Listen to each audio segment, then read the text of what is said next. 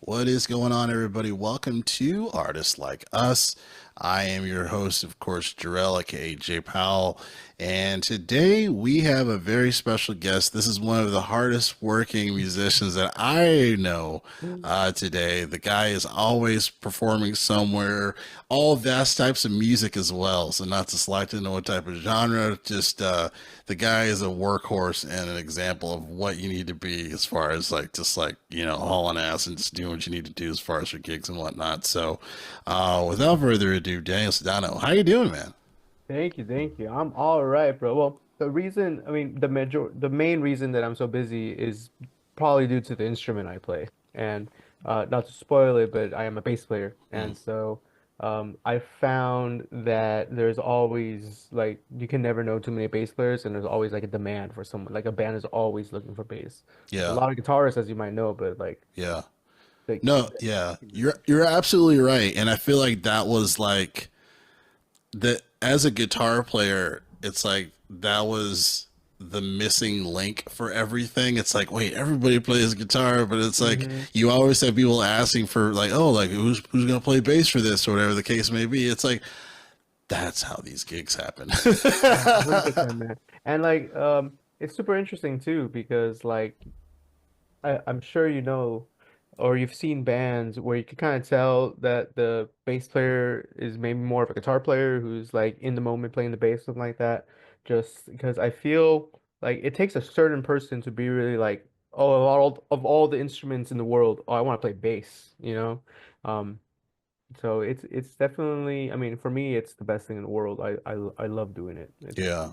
my favorite instrument. In my opinion, it's the best instrument, but not a lot of, if you know, you know type of instrument, you know? Yeah. No, I mean, I think it's definitely understated as far as like the importance of, I mean, bass and drums, right? Like hmm it just really breathes life into everything else. You know what I mean? So especially if like if something's off with the bass, like it shifts everything. You know what I hmm mean? And then like having that relationship between the bass and the drums, like yeah, hmm that's life itself. You know, as far as just the movement of how a song is. So, and it's funny too because I feel like there's a lot of famous bands where they started because it was like, oh, I need a bass player. Like I remember I was reading Juan Adrete, who used to perform with Mars Volta and like Eraser Oh, word, X and all yeah. that stuff. And yeah, it was a very similar story. Like, hey, we needed a bass, and I started playing bass, and then like you really hmm dived into it. Yeah. It's like Well, one of you just gotta look at Paul McCartney with the Beatles. Like he's like, oh, there's a someone needs to play bass. He was a guitar player, and mm, the rest of mm, he became one of the most influential bassists of like the modern times. Just like, oh, right, gotta do it. right, Um, right, yeah, crazy. and it's one of those things in a song or in a tune that like maybe you don't really hear it as an audience member or like as a non-musician or even some musicians like you're not really paying attention to it, but when it's not there you could tell something's wrong, you know, you could tell that there's a lot of space missing, there's something that's just quite not there, which is epic because like as a musician, as a bass player in any kind of combo, you kind of just like you don't need to be the star, you don't need to be flashy, you don't need to have the chops, you know, you just have to lay it down, hold it down, no more than that. It's really like you're playing a lot of times for the music. As opposed to like a guitar player or a horn player, you could pick your times and you really need to have a driving voice. Um, Bass player is like that, but in a different way, you know? Very true. Very true.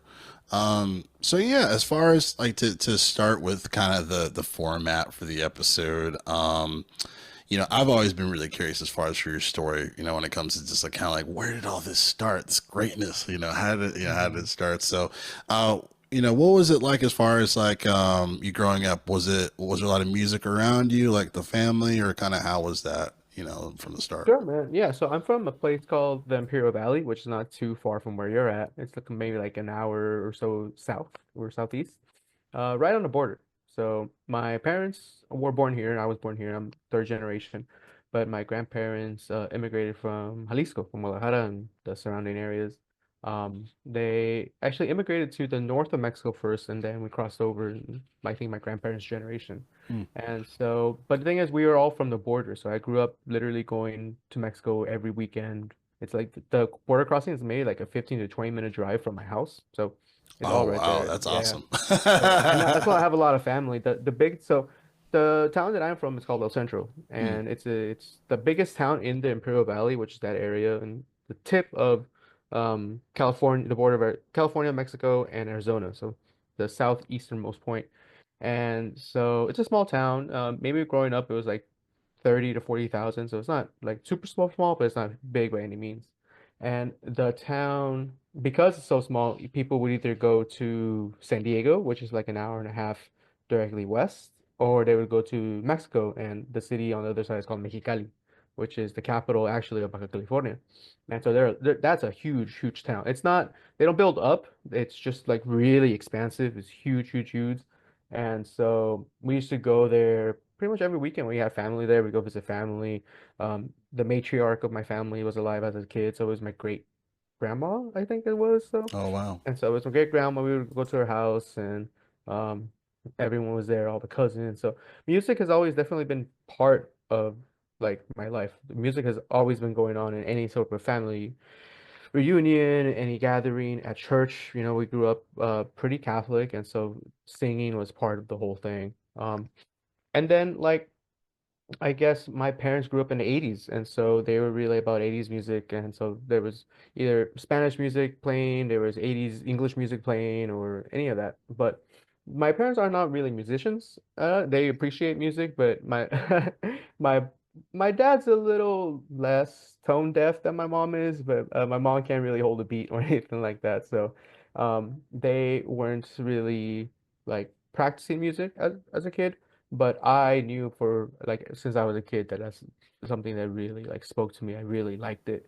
And so um I guess I came up to public school, and so in second or third grade, the orchestra teacher that uh, taught in elementary schools came and demoed instruments, and I was like, oh, that's so cool, that's awesome, and for some reason the viola spoke to me, and I was like, I want to learn how to play viola, so I signed up in second grade to play the viola, and I was in elementary school orchestra for a little bit, and we were blessed in the Imperial Valley, in El Centro specifically, to have a couple generations of really good and dedicated music teachers.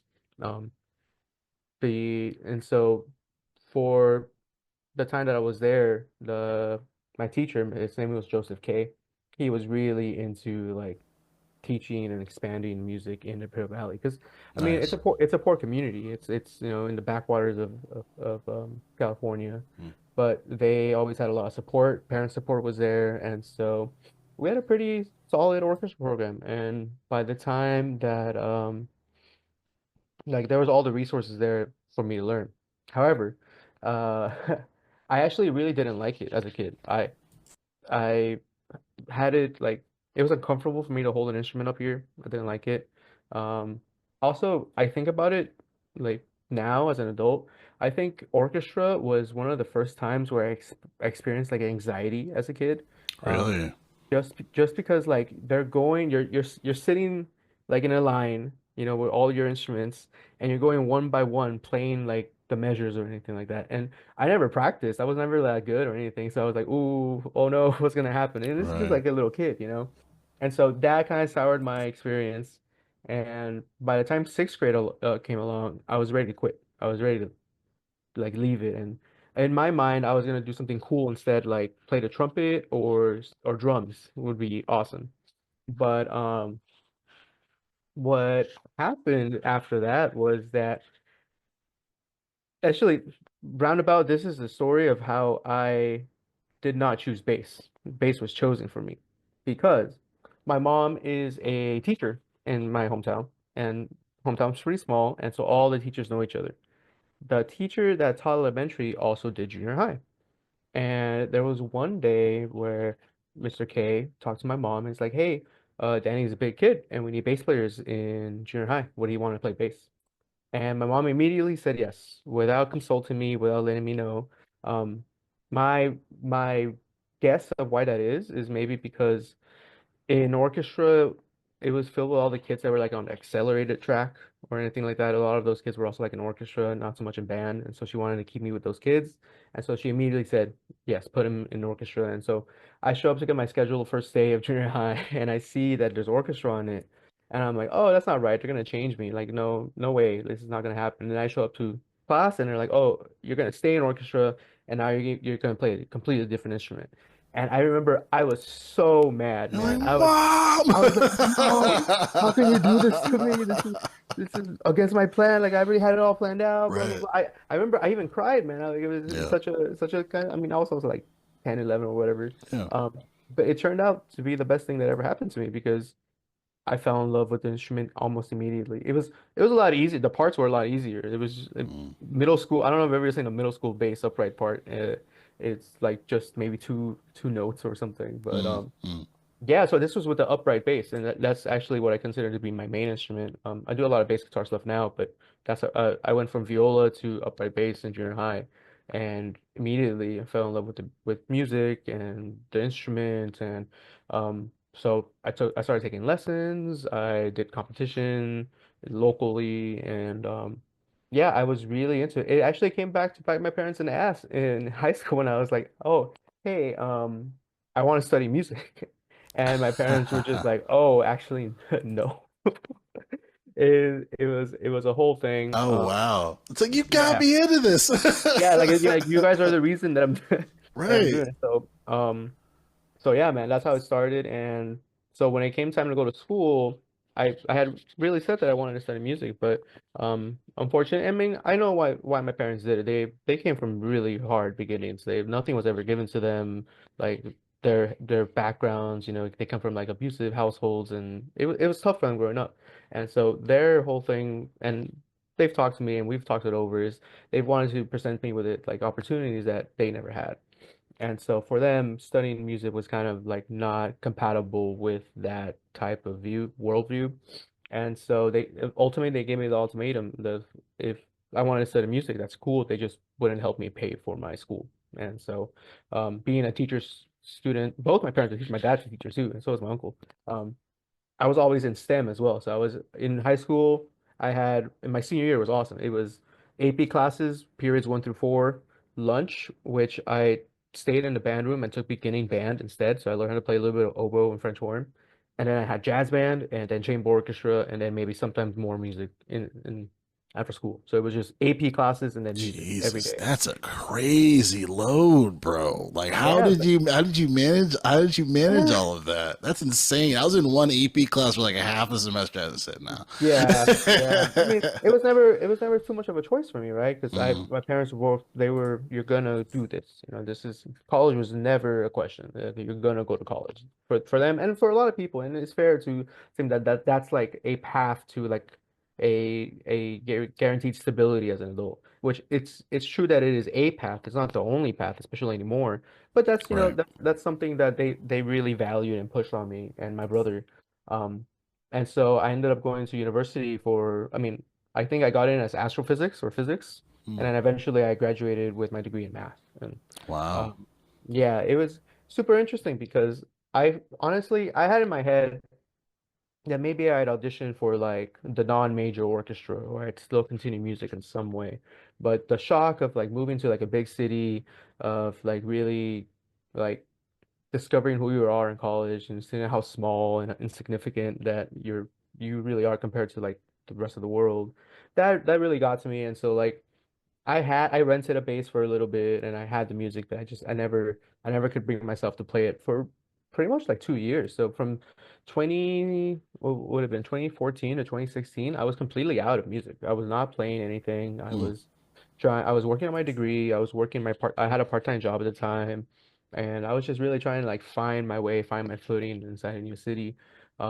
But as things happened, it found its way back to me, um and now I'm doing it as much as I ever have, and it's been good, man. It's been fun. It's been rewarding. It's been challenging. yeah. Uh, but I think one of the best things that I've gotten out of it that I really didn't think about when I was growing up is that the amount of people that has led me to, the amount of new people, the amount of cool people such as yourself and other musicians. Because like it's I always like hanging out with other musicians just because I know we have at least one thing in common, you know, like we both really like doing this thing enough to like do it consistently and with other people.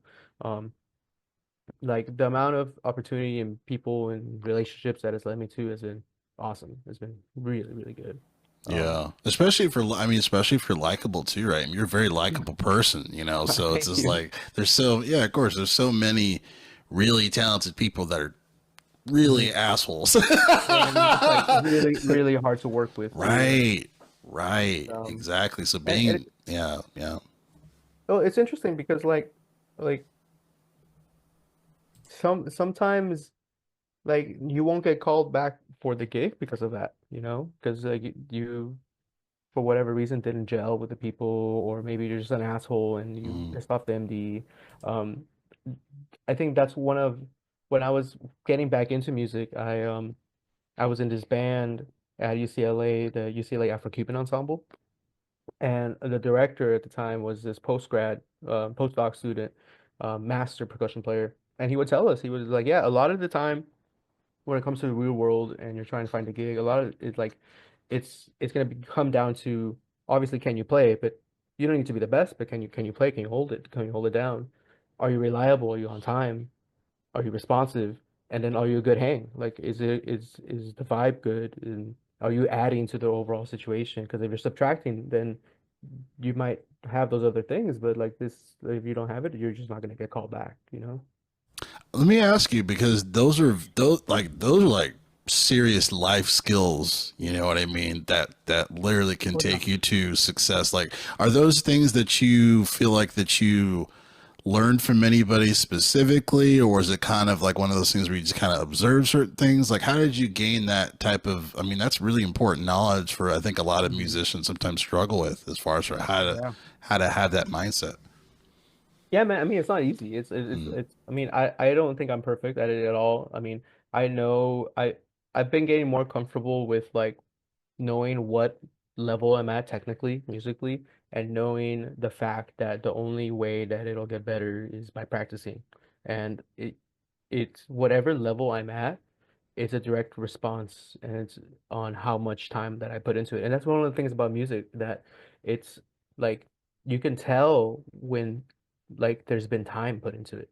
You can tell just by execution, by note choice, by vocabulary, by all that stuff is like the very, very, very few people get that on the first try perfectly. Like it takes practice. It takes you gotta play your instrument and like you can't hide behind that, you know, in whatever it is, in whatever situation it is. Like something will give, especially if it's you're playing with somebody else that has a trained ear. Like even for people that don't have a trained ear, like if your pocket is not like on point, people will tell something's off. And when you go hear a band and you hear they're like perfectly in sync, perfectly in pocket, they're doing all the things, they're listening, you can tell that they spend time doing that. And it's just like an issue of accountability. Like if yeah. you if you unfortunately I've met musicians who like they're playing their music and it doesn't come out right, and they get mad at other people, at the other mad bandmates, like, Oh well, wow. like you guys are fucking it up, and it's like, no man, like you gotta really listen, you gotta take accountability, like you're Yeah. fucking up, you need to practice kind of Yeah. deal. And Right. not to vibe, but sometimes that's just the truth, you know? Sure. Yeah. Um, Yeah. especially if you're putting other people down because of your like inadequacies of that. Hmm. It Um, was funny. I remember like kind of my early days of playing in a band where it's like there is a difference between practicing and rehearsing. oh, 100%, man, 100%. And Yeah. that's the thing when you get to playing with players that are consistently better than you, and you're going to like a rehearsal, you're going to the rehearsal to rehearse the music. You're not going Hmm. to the rehearsal to learn the music. You're Right. supposed to come prepared because if you don't come prepared, the other people are gonna tell, and you're just gonna look like a fool. Like Yeah. You're you don't wasting want their to look like a time. fool. Yeah, Yeah. you don't want to waste your time. You don't want to waste your time. Um, you don't want, especially the person that called you. You're just gonna make them look bad if you don't prepare for the rehearsal. Like it's Right. and then you're not gonna get a gig anymore. And so, yeah, man, that's huge. That's one of those things. And kind of going back off that, the other thing is being consistent and reliable too, and getting there on Mm. time. Mm. Um, I feel my parents were pretty strict growing up, and so getting somewhere on time was kind of stressed out, was kind of stress. Like, and especially I think coming up in orchestra, I think it's a very big orchestra thing that whenever there's like a rehearsal called time, you always make it's like half an hour is on time. A half an hour before is on time for the rehearsal. Obviously now I live in LA and there's traffic and I'm a I'm not always the most on time, but I feel like professionally, just practically, there's like a buffer of like 5 to 10 minutes on the gig, especially depending on the gig that you're doing. Like Right. if it's like at a huge concert hall, then obviously, yeah, you're gonna clear your schedule, you're gonna be there early. Yes. But if it's like a bar gig, like in like Pasadena or something, and have to drive from the west side, yeah, yeah, like I'll get there on time. I'll be there on time for the gig, but maybe I'll be a little late for sound check just because like Hmm. traffic in LA, man, is insane. Crazy. Like I've been doing a musical up at a private all girls Catholic high school in Woodland Hills. And I've been leaving from Santa Monica, Culver City, and every time, dude, it was like an hour and a half to like 2 hours. Oh my God. And so Oh my I told God. my MD, it's like, hey man, like I know our call time is 5 o'clock, but like I think I'm gonna make it like early as 6 or so. And it worked out. I let him know. And that's another thing that I always try to be communicative with whoever hired me, the director, the MD or whatever. If I'm running late, I make sure to call them or send them a text if I need something, I have a questions. Um, just having that communication, I think shows that A, like you're interested and reliable, and also that you're also like bought in, like you care about the gig enough to establish that communication. Yeah. So that's number two, and then number three, I guess we kind of already talked is the chops, being able to play the music. And that just goes with like practice, man. Like Yeah. it's yeah, Yeah. there's only so much you can do if you don't practice. That's very, very true. Very true. I was curious too to ask you, I've always been interested too in like what does the iceberg look like below sea level, right? Oh So yeah. as far as like, everyone always sees what's above the iceberg. Oh man, the Hmm. guy's so great, but like the time and the years and all Hmm. that stuff. But I was going to ask you as far as like when you're not working on a specific like thing for a gig or for or Hmm. whatnot, and you want to practice. It's nothing Hmm. to do with any gig, but you want to Hmm. practice. Hmm. What does your practice regimen look like? Do you put like an hour and a half? What do you try to focus on? Does it different Yeah. for between each days of the week? Yeah, for sure, man. Well, I'm not gonna lie. My practice discipline was very good maybe over COVID. That's kind of I think COVID times because I mean I have a full-time job, so I was working from home. Yeah. I could do my work, I could run my code or whatever, and then I could just practice. And I would do that every day, and that would like every day for like 3 years. Fortunately, so back then I was good. I had like a practice like journal, and I would do maybe like an hour of my like technique books Mm, and mm. the bass guitar. It would vary between bass guitar and upright bass.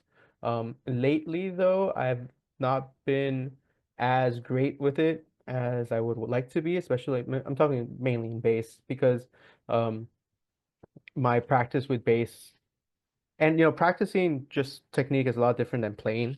Those are two different Right. things. But I've been doing a lot of playing recently, and that's the time that I've dedicated to practice in the past couple of years has been to learning my secondary instruments. So I've been over the past maybe like year and a half now, I've been learning how to play trombone. So I every day for a while, just like long tones and scales and reading tunes out from like the real book. I've been doing trombone.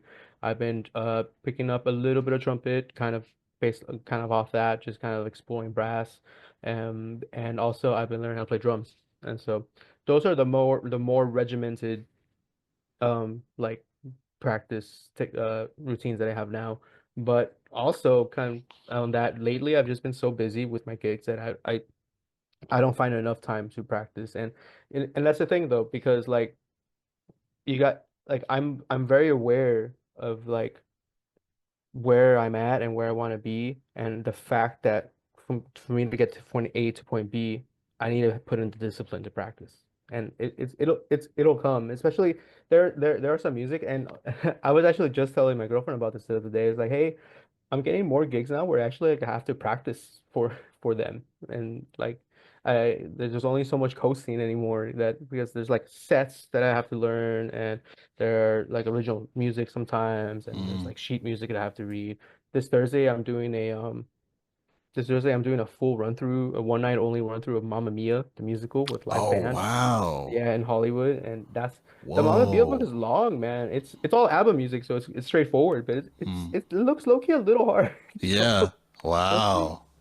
But to summarize this, I need to practice more, I think. And the great things to practice are tone and vocabulary, so scales, patterns, but also just like the way that you're making a sound. How does it sound good? Both with like bass guitar pitsing and acoustic upright like pitsing and arco. So I play Mm. with a bow too, and I've been Okay. doing a lot of that recently as well. Wow. Wow. That's great. That's great, man. Yeah, it's so funny because every now and again, my nephew will be here because my wife's mom will pick him up or whatever, and he'll be here Hmm. for the weekend. And there was some time where I was playing guitar a lot, and he'd see me play, and he's like Hmm. messing with it or whatever. And then there was a time where like I wasn't playing for a little bit, and he was like, "I don't see your guitar," and I was like, "Oh dang, homeboy, no, homeboy is breaking us out of practice," I was like, Yeah, "Dang, I gotta man. get back." So that Yeah. was kind of like a wake up call a bit for me. So I was like, yeah, I need to put in the time, even if it's just like an hour or something or a half Hmm. hour. Like, Hmm. just try to touch the instrument every day to try to just kind of get that familiarity. So I thought that was Yeah, funny. 100%. And it, I do feel this. It's real on all instruments, and how much you feel it varies from instrument to instrument. But if you're not playing your instrument for like maybe 3 days, like you notice it. Like you notice it in your fingers, you notice it in the tone, you notice it in like the stuff because the stuff that's up here doesn't go away. It's just like what's coming out that changes, you know? Right. That's Um yes, very and true. and I went to a master class not too long ago with Ernie Watts, and he's a master saxophone player, older Wow. guy, but like awesome guy. And he touched on this. He said, "Well, you know what they say about practice," because he was saying how he practices every day. Like he's a master and he still has goals. His aspirational goal is to be able to hear something once and play it immediately on his instrument. He wants to be Ooh. That's his goal. And he's like 80 or 90. Like he's still practicing every day for that. Um Wow. and And he's and like, he yeah, and he's known as like yeah. one Like of the he's greats. man, I Wow. went to go see his band at the Baked Potato and Blown away. insane. Wow. But he's he's really stressing about practicing. And I he's like, yeah, you know what they say. Practice one day and you can tell. Practice two, don't practice one day and you can tell. Don't practice 2 days and your friends can tell. Don't practice 3 days, everyone else can tell. Is what he told us. Whoa. Yeah, Wow. That's man. powerful. I was like, damn. And then I also got to ask him I got to ask him some two more questions, which he had really insightful answers. One of them was that as a horn player, with your relationship to a rhythm section, so like a piano, bass, drums, guitar type, like what makes you want to play with the rhythm section versus what makes you not want to play with them, like a good rhythm section. And he looks and he kind of thinks about it. He looks at me. He's like, I like people that are crazy. Um, and and we were like, okay. He's like, yeah. I don't want to play with guys who've been playing the same thing for like 50 years. Like Mm. you, the reason that the musicians that you know and love, like the big names, it's because they were always reaching for something. Like I want to play with musicians that are reaching for something as opposed to people who are just like comfortable in their things. And then he went on to say, it's like even in a rhythm section where like in drums, piano and bass, where like maybe the piano player and the drum player are playing it safe. He's like the piano the bass player should go crazy, or if like one of the three should be reaching for something at any given moment type of situation, and that's what elevates his music. So that Wow. was really cool to hear. And then after the whole session was done, I go up to him, and this was in March, so it was kind of near my birthday, and I was like, "Hey, Ernie, so it's actually my birthday pretty soon. I'm turning 29, and it'll be my last year of my 30s. Do you have any advice for me?" And he's just like, practice. And that was it. And I was like, Oh man, yeah, God yeah, tell me to practice, man. For you're my so right. nephew, did you talk about You're so practice? right. I need to You're so right. practice. Yeah. Um, but you know what? What else? I mean, yes, yes. I mean, but at the same time, like, knock on wood, we have a lot of time left in the world, Mm, man. Like, mm. that's the one thing that I've always struggled, especially getting back into music in a later point in life, like I did. Like a lot of the cats that I hang around with, a lot of my friends, they all went to music school. Like they're all very highly educated. They're insanely talented. They put in the time. And so for a lot of time, I always like, hey, can I actually hang? Can like like I'm not this good right now. Like, am I just going to be bad for the rest of my life? And so then I started thinking about this whole practicing thing. But one thing that came up is that like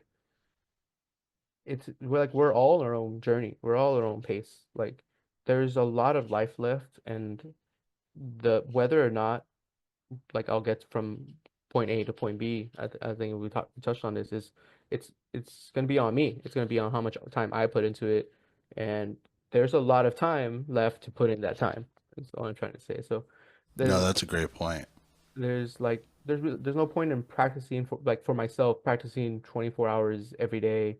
I mean it's not possible, number one. Number two, for the past couple of years I've lived with my girlfriend now. And so there has been like a balance of because I'm out a lot. I'm out playing gigs, I'm out in rehearsals. Um there was a point in time where she was like, "Hey, it would be nice if you were at home a little more, you know." And he's like, "Yeah, you're right. I need to also respect our relationship, our life here. Um, put as much respect into that as I am putting into my music, and understand that everything's a balance, and it's okay it's okay. And honestly, in my opinion, it's kind of required for everything Yeah. to have its balance, to have its time. Um, yeah, and I mean, I know that I'm gonna keep doing music, and I think for all of this is true. Like we're gonna keep doing it, not because like it'll put bread on the table, or not because we'll get famous, or not because whatever that. It's because we have to do it. Like Yeah. it's something that comes out of us, that it's our expression. It brings us happiness. It brings us Yeah. fulfillment. And at the end of the day, that's why we're gonna do it. And Yeah. yeah. Man, you said a lot that really resonated with me, especially when it comes to like not forgetting, the relationships that you're in and how it Mhm. affects them when you're doing your Mhm. music. And, it's been a struggle, I think, up and down with my wife, right? Cause like she's proven to like, I know that like you married music first before you met me, Mhm. and it is a balance, and trying to you're kind of altering that throughout your musicianship. And I Mhm. always think of like those times or those stories as far as like some of the greatest players or whatnot, and how some of those people didn't navigate those things the best No, way, you know what I no, not at mean? all. Yeah, I'm thinking like Benny Goodman and stuff like that, where it's like, yeah, he's killing the club, but guy is a massive alcoholic, it's ruined his family. Yeah, I'm yeah, just man, like, oh my 100%. god, you know? I was literally at the jam the other day at the World Stage Jam. Oh, shout out the World Stage in Leimert Park, where Awesome. at the school every day. But I was at the jam and I was hanging out with the old cats a little bit, and we were talking about this exact thing. And he was like, "Oh yeah, Sonny Rollins once said that like if you want like a happy family and like a job and like stability, then being a musician is not the thing for you." Mm. And I was Mm. just like, "Oh, okay, Mm. word, bro, word." And yeah, I that's know it's Sunday, but you preaching right now. yeah. That is so Um, true. Oh my God. yeah, it's tough, man. Yeah. It's a tough situation. Like and like yeah, I don't know. Like Yeah. sometimes, Oh, I'm sorry. I was gonna say, speaking of oh, church as well. You know how we met. oh yeah, The other church gig that Lawrence put us on. Shout out to Lawrence. Yeah, that was the first time I met you. And when I first saw that, when you showed up and everything, you brought thing, and I was like, okay, this guy, like, I just had the energy as far as like, this guy is the guy. So it was like, let me not embarrass myself. Let me do everything that I need to do, and I think Carson, I know was doing, I think Carson, yeah, doing some drums, Yeah, it was with us Carson. as Yeah. well. Yeah, that was fun. That was really fun, doing that gig and meeting you and everything. But yeah, I remember when I first met you, I was like, this guy. Thank you, man. If I remember, I was quite silly, so I don't know what you're talking Really? about. I just I'm know. kind of a silly person. I know you were very kind. You're very kind and silly, but I remember. But just sometimes I just get an energy with certain people Sure. when they walk in a room, and I can tell when like someone, they're just just like okay, like this person's probably this way. I don't know who they are, but that's just the energy that I got. But when I got as you come from you, it was like you were between doing things professionally or whatever it was, and I was like, all right, let me bring my A game here. Oh yeah, thank you, man. Oh, that was a great gig. I wish we could do. Yeah. I wish we could be the band every I wish Sunday we could for do you. more. No, yeah, Yeah, everybody's very kind, the whole that congregation and stuff. Very kind, it was awesome, man. It was awesome, Yeah. and also like the stuff we've done with your group. That's been really fun. Like Oh, thank you, man. playing in a power band with you. Yeah. Like the you push air, bro. Like Oh, I your appreciate it. your guitar tones are so good. Like you're rocking out, and then like the homies that we've played with, we've been Yeah. able to just like log, and it's been a good time. And I'm Yeah. looking forward to next time that we get to do something like that because I'm Yes. definitely trying to do more of that. I appreciate that. No, it means a lot, especially because you're playing so much music, so that definitely I appreciate that you enjoy that time and stuff. And likewise, man, likewise. It's gonna be a little bit of a paradigm shift, but it's gonna be wild. It's gonna be a fun, entertaining time. Once I get to that stuff, definitely we'll be reaching out and whatnot. So I kind of wanted to talk about. I know you mentioned quite a few nuggets as far as like doing like LA musicianship and gigging and Mhm. stuff like that.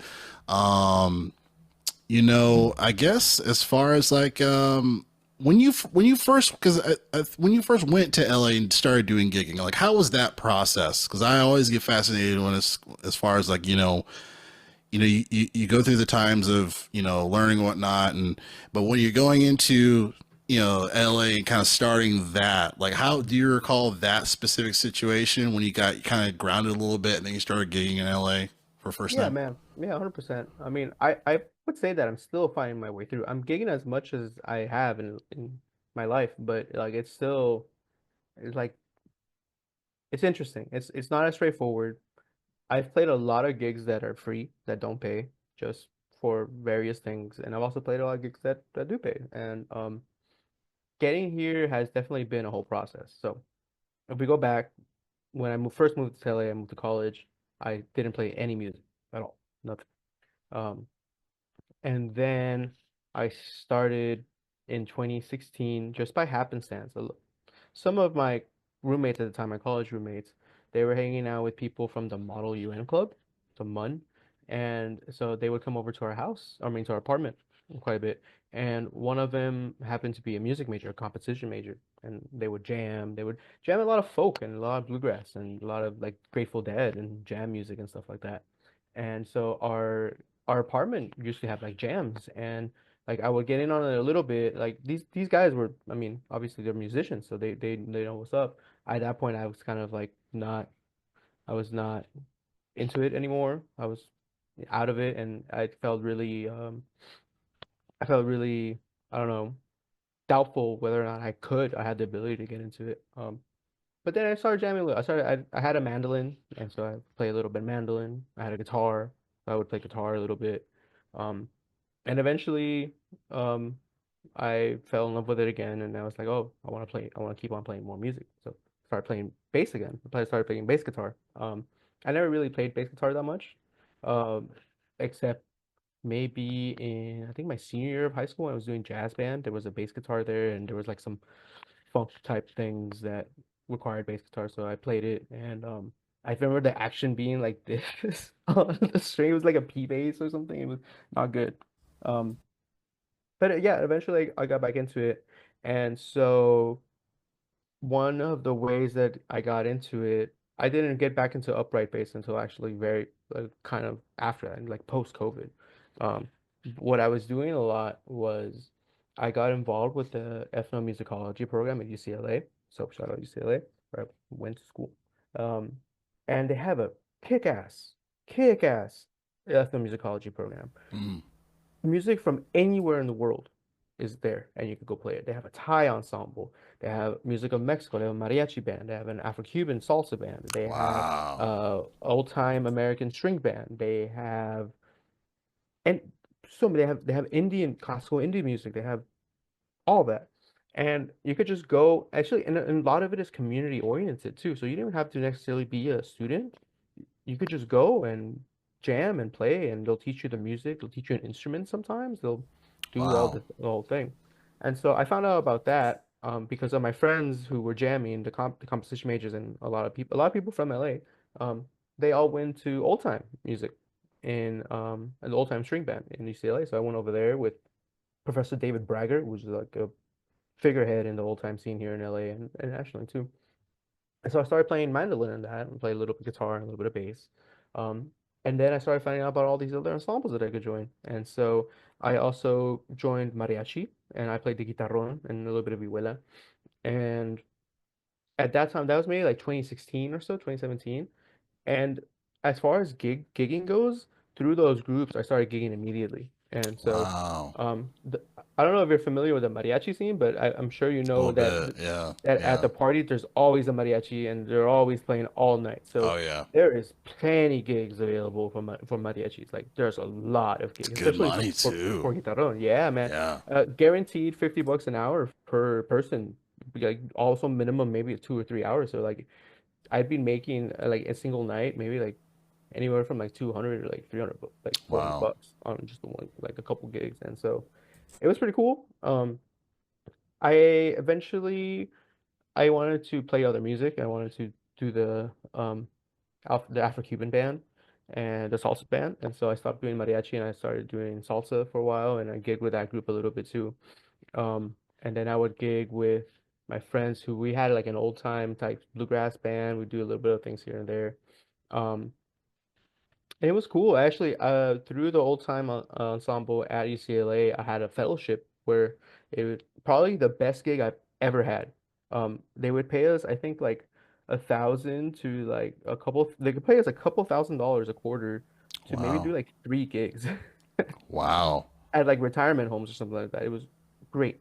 Wow. Um, and then so I graduated in 2018, and I was doing a lot of free gigs, like just rock bands with my friends that would have. I would just play like in a fusion trio, and um, at the same time, I would really be kind of just like looking for anything that I could play. And my my philosophy on like playing music, and I think we touched on this, was at the previous time was at that time mainly was getting to play as much music as possible with as many people as possible with like as many different people as possible, as much different music with as much different people, just to get a huge expanse of whatever I could do.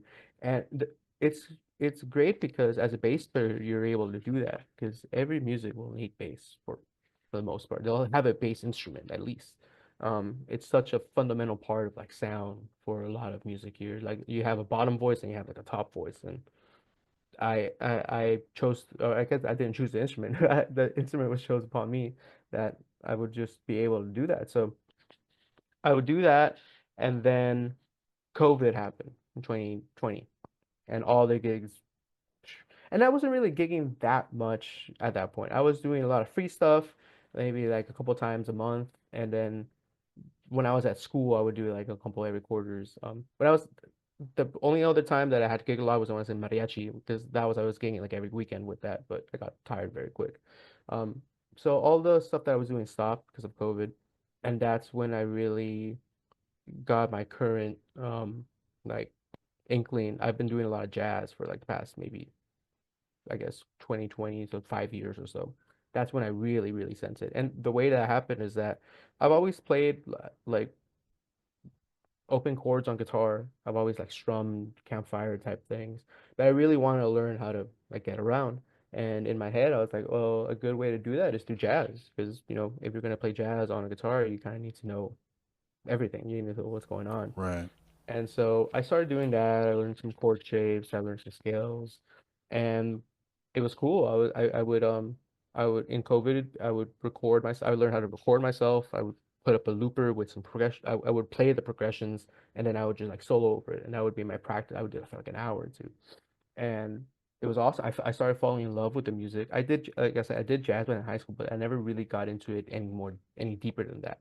Um, and also up until I started playing music here in LA, improvising was completely out of the question. I am completely came up an orchestra kid, and if you ever met anyone that does classical music, no shade on them, but like a lot of them cannot improvise. Like Right. that concept is really foreign. It's always been interpreting what's on the paper to a T and executing, and no one does it better. But when it comes time to me, like give them some chord changes and like a groove or something like that and have them play that.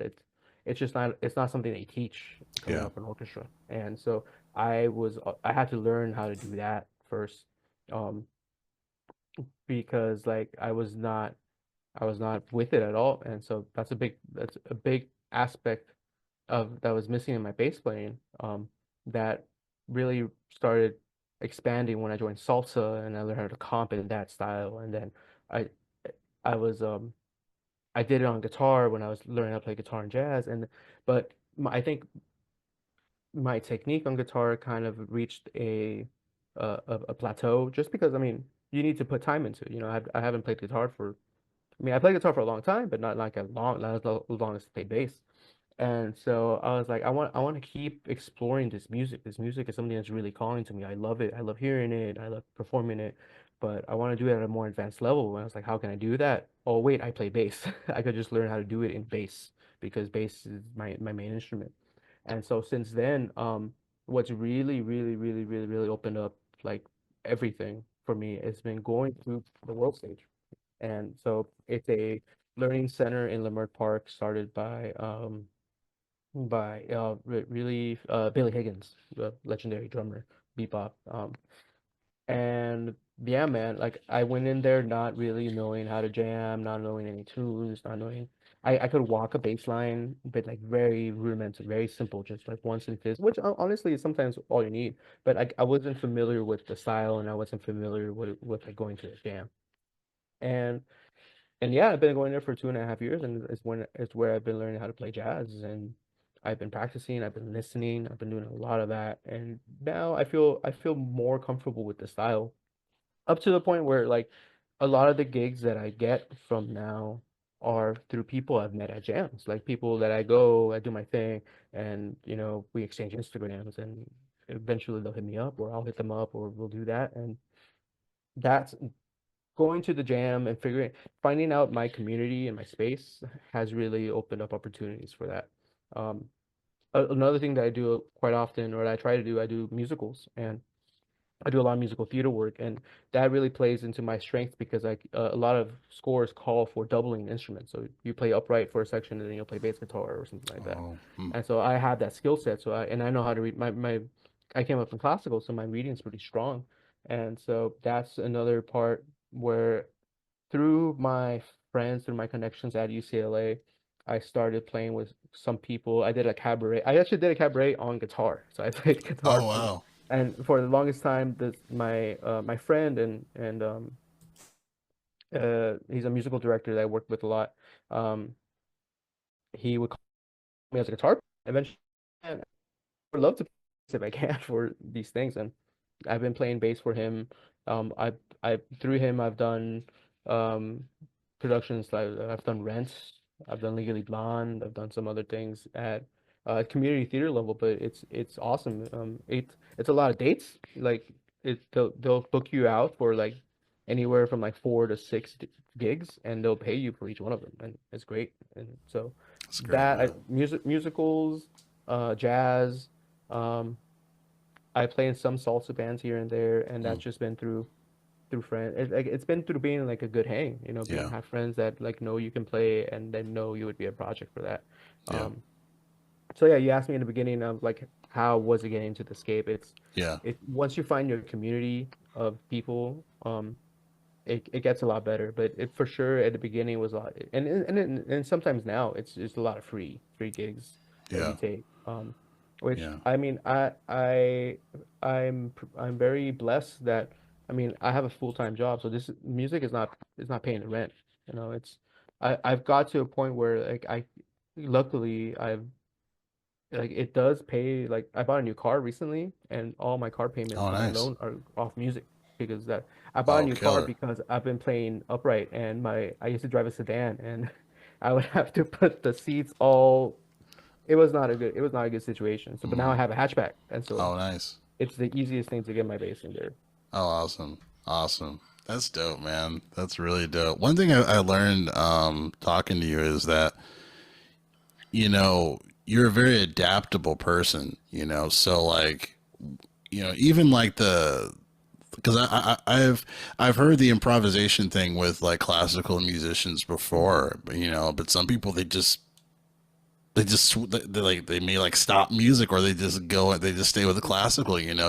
Hmm. You took it upon yourself as far as like, well, let me get into this so I can, or let me get into jazz, let me do this, so like, and then you just really you take these steps of, okay, how can I get from X, Y to Z, like, okay, Exactly. well, I'll do this. So like, that's Hmm. a really, it takes a special person to do that, you know what I mean? So yeah, kudos to just all your success, man. I'm Thank you, man. definitely proud of everything you're doing, man. It's good stuff, man.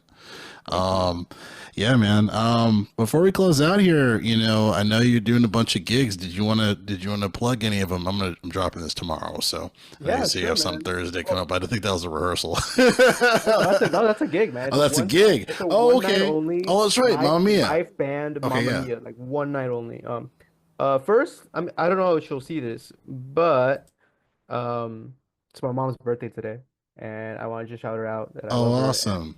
if it weren't Happy for her, birthday. I would not be here now. So, shout out Virginia Sedano in El Central, California. Um, yeah, man. Okay, so sure, I'll plug next week. Next week is a crazy week.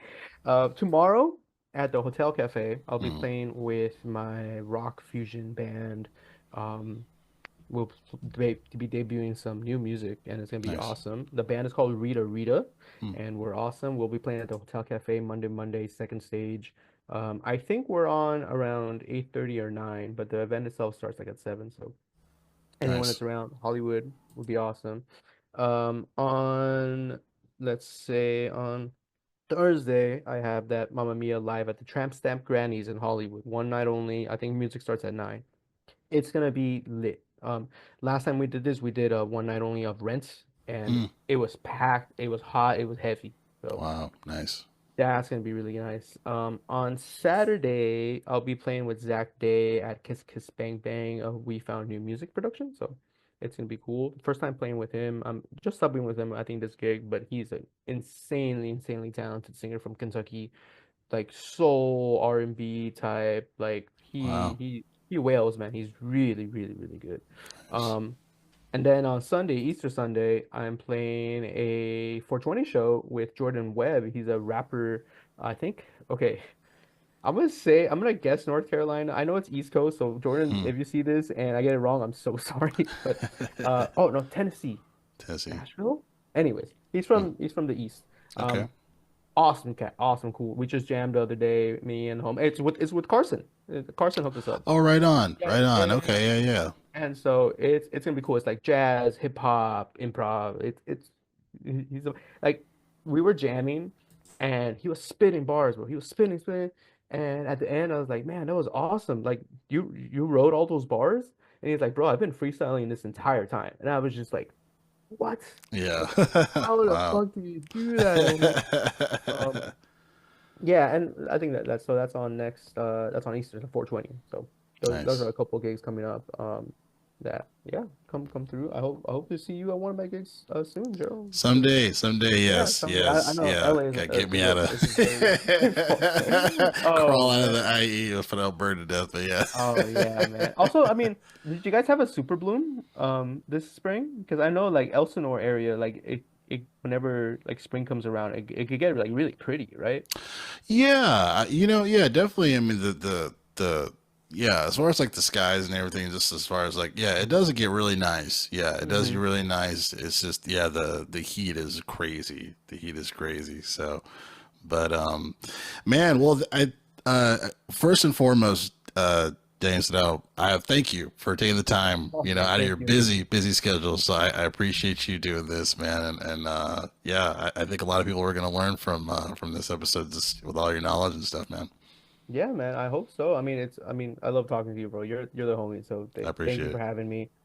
If there's one thing that I feel like I could leave, just like to summarize Yeah, something that really I've been reflecting on recently is yeah, that there are many ways to do things, but there's never just one set way of doing things. And as a kid, as a teenager, I always thought that I wanted to do music, and that was a very specific thing for me. But now I'm doing things that I never thought I would be doing, and it's like I'm better for it, and like I'm doing music in my own way. Like even though I didn't go to music school, I didn't do the symphony thing, I didn't do any of that. Like it's still in my life, and it will always be in my life in whatever way. And my relationship with music might change. Like there might be times where I'll have to like step away, but I pretty profoundly believe that it will always find its way back to me just because it's such a pivotal part of like who I am and my life right now that it's just it'll be there and I'm excited. You touched was it on your nephew that a CD? yeah, yeah. I I am the oldest of my cousins Hmm. that are all from the Prairie Valley. I think there's one cousin that's older than me, but she lives all the way over here in Baldwin Park, so kind of Okay, yeah. East LA. And the thing is, so there's one cousin. Her name is Vivian. She's in high school now. She's the only one, including my brother, that actually took up music. And Okay. she's at the point right now where she understands like in order to be good, you gotta practice. Hmm. And sometimes, bro, she practices. Oh wow, It's nice, crazy. Like great. over the past few holidays, I take my trombone, I'll take my bass, and we like jam a little bit, and Oh it's wow, awesome. It's so good. that's It's like great. being able to teach her a little bit, like and like thing is like she started also elementary and she's in high school and she's still doing it. And Oh she wow, plays multiple instruments and I've been trying to wow. get her into jazz, being like, Yeah, here's what a chord chart is, and here's like a tune, like yeah. here's what improvisation is. Um, and it's awesome. It's so good. Oh, you must It's be so good. proud. That's Just seeing them like want to do it. I was like, what? yeah. Um, so yeah, man. That's great. Yeah, because I It, feel like a lot of kids don't want to do this. uh, it's It's like, hard, man. yeah, No, yeah, it's yeah, hard as fuck. It's like yeah, it's so not easy. yeah, yeah. Especially for us mortal people that we're like regular, we don't have perfect pitch or Right. we don't have we weren't playing piano since the age of like 1.5 or anything like that. Like you come up in music and you see all those people and you're like, damn, why am I not there? Why you beat yourself up and that's the thing that that I touched on is there's more than one way to do things. There's so Yeah. much time to do stuff. Like you don't have to be the best around right now any given moment. Actually, on the contrary, I try to play with people on average that are better than me always because I I don't like being the worst person in the band, but that's kind of a good position to be in just because it means you have room for growth. Very If true. there's growth there and you just have to understand that it's gonna take practice and time to do that, but it's okay and I mean it's also okay if you don't want to do that. If you don't want to be the best that ever was. You know, you have your own unique relationship to music. You like what you do and you're doing what you do. That's awesome too, man. Like there's no one way for these things. Like it is music. All the music will has been here since before us, and it'll be here a long time after us. You know, so it's just as much as you want to do is completely like it's completely okay with me, you know. J for me personally, I just happen to really like playing the bass. I really like it. It's one of my favorite things to do. Well said, man. Well said. Well said. Well, we'll leave you with that, ladies and gentlemen. Again, this is Jay Powell here at Artists Like Us. Thanks for watching or listening. Catch you guys next time. Well, you know I like to stay low. Find out just what's in my headphones. Chill the night, lay back to listen close. Set my mind on cruise control. Music revolves around my mind like it's an access. Sometimes I'm like missing.